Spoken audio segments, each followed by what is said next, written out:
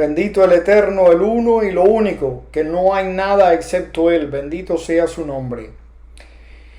Estamos una vez más estudiando la parashá de la semana. Nuestra compañera de viaje en esta semana es la parashá Lech Lejá. Bendito sea el Eterno que nos da la oportunidad de comentar sobre la porción semanal, que sea de bendición para todos, que sea para salud de los enfermos, especialmente para algunos miembros de mi familia, por los que estoy rogando al Eterno por salud, también por la protección de los soldados de Israel y de todo el pueblo de Israel, para salvación y para paz de Israel. Del comentario anterior, algunos me contactaron porque no entendieron bien el concepto de Bekut, no entendieron bien eso que dije de que no habría necesidad, cuando uno llega a ese nivel no hay más necesidad de preguntar por qué y cosas similares.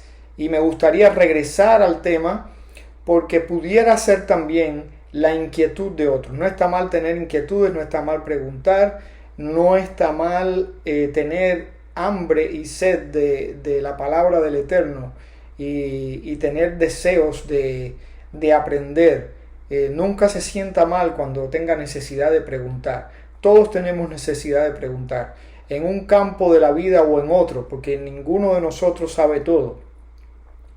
Así que los aliento a que cualquiera que sea su pregunta, en este caso fue a nivel personal, pero puede ser por cualquier vía que puedan tener alcance a preguntar. El concepto de Bekut dijimos que significaba estar apegado al Eterno, es decir, un nivel de cercanía con el Eterno en el que ya nuestra voluntad no es nuestra voluntad, sino su voluntad. ¿De dónde viene eso? Esta idea de que su voluntad llegue a ser nuestra voluntad viene del Pirkei Avot, del libro Pirkei Avot, donde dice que si uno se dedica a hacer la voluntad del Eterno como si fuera la voluntad de uno, Él permitirá que su voluntad sea nuestra voluntad. Es decir, que va a haber como una fusión en la que, y no es que se pierda el libre albedrío, sino que vamos a estar tan familiarizados con la voluntad del Eterno que la vamos a convertir en nuestra voluntad. Y cuando deseemos algo va a ser alineado con esa voluntad. Entonces no va a haber contradicción entre lo que nosotros queremos y el plan que tenga el Eterno para nosotros. Pero ampliemos un poquito más regresando al tema de la parashá Lech Lejá. Dijimos que Abraham fue un hombre de fe, de emuná, que la emuná tiene diferentes niveles. Que Abraham nuestro padre, estaba en ese nivel de confianza que le permite al ser humano desarrollar esa cercanía con el Eterno. ¿Por qué? Porque Abraham estaba escuchando al Eterno que se le apareció, no sabemos exactamente de qué manera, pero fue una experiencia espiritual muy íntima, una experiencia espiritual grande, y el Eterno le está dando promesas a Abraham, promesas inmediatas: toda esta tierra te la daré a ti y tendrás una descendencia incontable. Sin embargo, Abraham estaba viendo que la realidad era algo diferente, y aún así él mantuvo su confianza, mantuvo su convicción y no cuestionó al Eterno. Fíjense cuál es la grandeza de nuestro padre Abraham y del resto de los patriarcas, que Dios, Hashem, el Eterno, le dice a Moisés: con este nombre yo no me aparecía a vuestros padres. Eso implica un reclamo que Dios le está haciendo a Moisés. Moisés, que tiene una estatura espiritual muy elevada, Dios le está diciendo: con este nombre, o sea, de esta manera en la que yo me estoy manifestando a ustedes, yo no me le manifesté a vuestros padres. Como diciéndole a Moisés: ellos nunca me reclamaron, nunca me cuestionaron, a pesar de que yo no me les manifesté al nivel en que lo estoy haciendo con ustedes. Eso nos da la medida de la grandeza, de la convicción de Abraham de nuestro padre Abraham, y una convicción a la que todos estamos llamados a llegar. En eso consiste la emuná, en eso consiste el bitajón, la confianza en el Eterno, la convicción plena de que lo que Él nos ha dicho es cierto, es inamovible, lo veamos o no, sea en nuestros días o en otro momento, pero es una certeza. Y este concepto de Bekud podemos entenderlo de esa manera, que nosotros fundimos nuestra voluntad con la del Eterno, y eso nos permite comprender lo que nos pasa, comprender las circunstancias en las que estamos involucrados, no solamente las que nos afectan a nosotros, sino las que afectan en sentido general a la humanidad. Podemos poner varios ejemplos, pero voy a ubicarme en un par de ejemplos. Y tengo uno muy cercano aquí. Por ejemplo, una hebra, un hilo de esta camisa. Un hilo de esta camisa, si tuviera conciencia de sí mismo, podría preguntarse: ¿por qué estoy entrelazado con tantos otros hilos en la posición en la que estoy? ¿Por qué tengo estos colores que me han puesto? ¿Por qué he pasado por todo este proceso? Si el hilo tuviera sentidos, habría sido doloroso el proceso. ¿Por qué he pasado por todo eso? Imaginemos, pongámonos en el lugar de ese hilo, que tiene conciencia de sí mismo, pero que solamente ve el lugar donde él está. Si ese hilo pudiera alcanzar una relación cercana con la persona que hizo esta camisa, si ese hilo ensanchara su nivel de conciencia y ya no tuviera solo conciencia de sí mismo, de su existencia y de los hilos cercanos, sino que pudiera extender su conciencia y pudiera interactuar con la persona que hizo la camisa, entonces el hilo empezaría a comprender por qué él está ahí, qué papel él está jugando en ese entramado. Porque ya él va a ver la camisa. Cuando él se familiarice con el punto de vista de la persona que hizo la camisa, él va a entender el diseño, él va a entender la obra en su conjunto y va a tener sentido el hecho de estar ahí. Entonces, para el hilo eso va a ser una convicción, va a ser confortable. Y a partir de ese momento el hilo no tendrá cuestionamiento, no preguntará por qué, porque ya ha comprendido. Ha comprendido grosso modo, porque nunca comprenderemos al Eterno por completo mientras estemos en este molde, en esta figura estrecha en la que estamos ahora, pero va a tener una visión mucho más amplia de la camisa, ¿verdad? Y entonces, ya teniendo la visión de lo que es, de cuál es el propósito de que esté así, cuál es el propósito de la camisa, cuál es el objetivo de crear una camisa, pues las cosas cambian. A partir de ese momento las cosas cambian. Una vez que ha desarrollado ese Debekut, su voluntad empieza a ser, al estar tan cercana con la voluntad del que hizo la camisa, su voluntad empieza a ser la misma.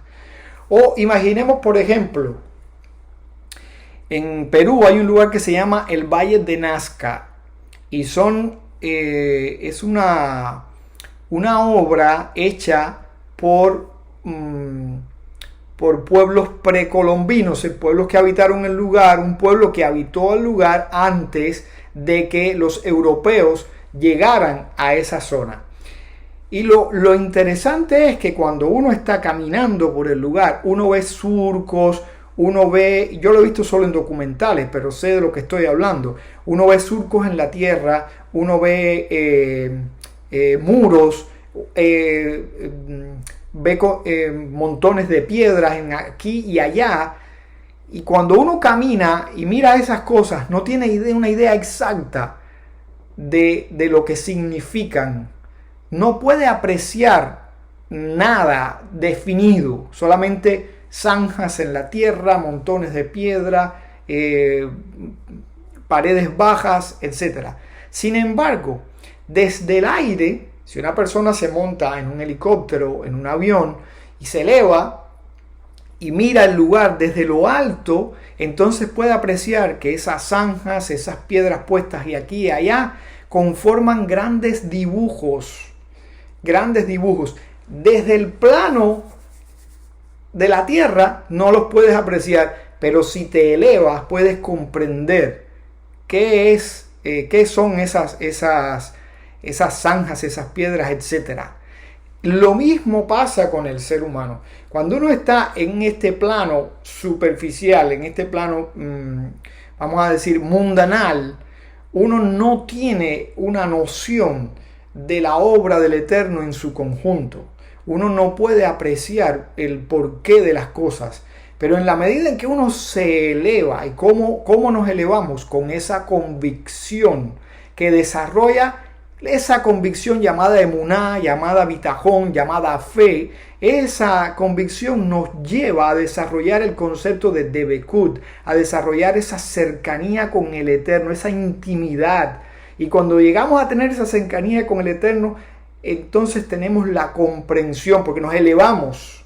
Nuestro nivel de conciencia se eleva y empezamos a ver las cosas desde el punto de vista del Eterno. Ese es el momento en que dije que su voluntad reemplaza nuestra voluntad. Y ya no deseamos desde el punto de vista individualista, egoísta, desde el punto de vista limitado, sino empezamos a desear desde el punto de vista de la gran obra del Eterno, alineados con su voluntad, en la misma dirección en que el Eterno se proyecta. Ese es el concepto de Bekut. Y es por eso que ya el hombre no tiene necesidad de preguntar, porque las cosas se le esclarecen, porque empieza a pensar con la mente del Eterno. A eso llegaron los patriarcas, a eso llegaron los profetas. Y aunque el espíritu de profecía no está en este mundo, porque la humanidad se ha deteriorado, hemos descendido en nuestros niveles de espiritualidad a un nivel muy, muy bajo. Pero aún así, nosotros podemos emprender, como Abraham vino, el camino de regreso a esas alturas. Esta para allá es un momento ideal para hacerlo. Esta para allá tiene el combustible para impulsarnos en ese camino. Por eso se llama Lech Lejá, vete por ti, para ti. Es decir, convierte cada día en un punto de partida, sube un escalón más. Cada momento es un punto de partida. No pienses que llegué a donde quería. No. Solamente es un trampolín para saltar al próximo nivel. Ni tampoco te sientas vencido por las dificultades. Esto me venció. Ya sé que no doy más. No te rindas. También en eso consiste la emuná. La emuná nos da fuerzas.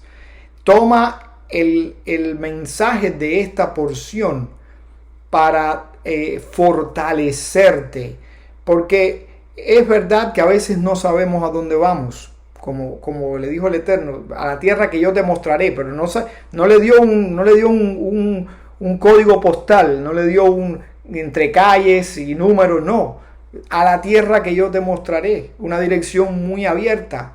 Y es verdad que a veces no tenemos una noción específica de a dónde vamos, pero cuando nos alineamos con Él, cuando tenemos esa convicción, vamos contentos, vamos satisfechos, porque a donde quiera que lleguemos va a ser para bien.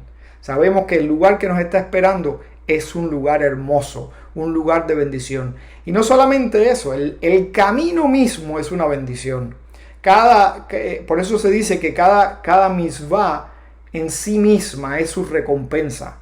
El hecho de hacerla es una recompensa ya. El hecho de andar este camino, el hecho de que la presencia del Eterno esté con nosotros, ya eso es suficiente recompensa. Ya eso conforta lo suficiente para no tener ninguna pregunta. Aunque no es malo preguntar y ni siquiera es malo cuestionar al Eterno. Él quiere que conversemos con Él, que le preguntemos. Pero sobre todo quiere que, independientemente de que preguntes, que confíes en Él. Como un padre que le dice a su hijo, todo lo que tengo es tuyo.